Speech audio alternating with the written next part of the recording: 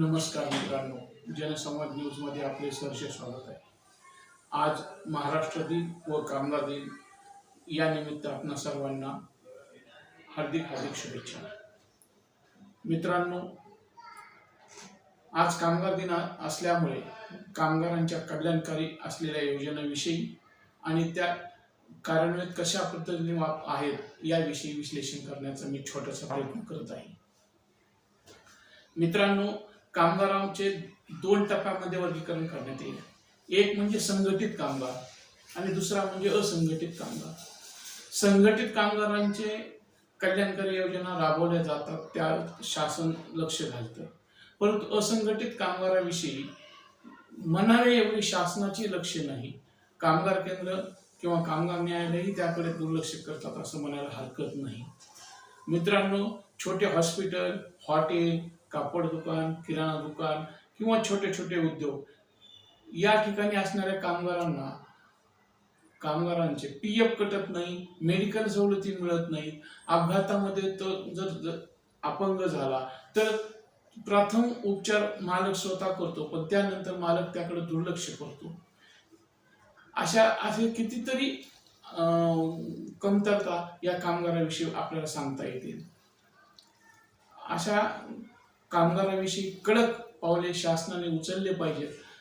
या कामगार दिनानिमित्त आज एवढेच सांगू इच्छितो की कामगारांविषयी जे कल्याणकारी योजना आहेत त्या तळागाळापर्यंत गेल्या पाहिजेत।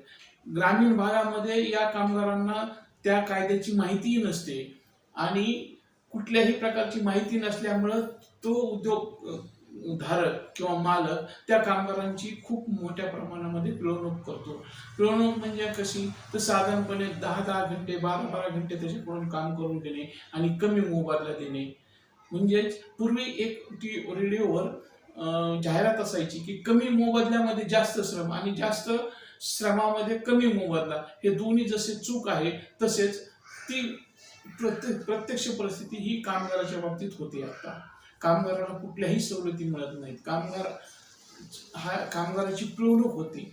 आणि तिसरा कामगार म्हणजे आज ज्या ऑनलाईन पद्धतीने ज्या कंपन्या वस्तूंची देवाणघेवाण करतात त्यामधल्या कर्मचाऱ्यांचं काय, त्यांना तर नियुक्तीच नसते।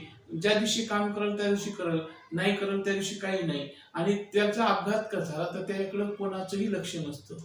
ह्या अशा परिस्थितीमध्ये कामगार केंद्रांनी लक्ष घालायला पाहिजे। कामगारांच्या जीवावर आज सगळं जग चालते म्हणायला हरकत नाहीये, आणि मग ह्याच कामगारांना त्यांच्या भवितव्याविषयी कुठल्याही प्रकारचं शासनाचं लक्ष नाही असं म्हणता येईल। त्यांच्या मुलाबाळांसाठी, त्यांच्या ह्यांच्यासाठी कामगारच्या बाबतीत कुठल्याही परिस्थितीमध्ये कामगारांचा प्रश्न सोडवला जात नाही, तरी कामगार मंत्र्यांनी आणि शासनाने, प्रशासनाने या सर्व गोष्टीकडे लक्ष देऊन आजच्या कामगार दिनानिमित्त लक्ष देऊन हे प्रश्न सोडवण्याचा प्रयत्न करावा, म्हणजे कामगार दिन साजरा केला असं सफल म्हणता येईल।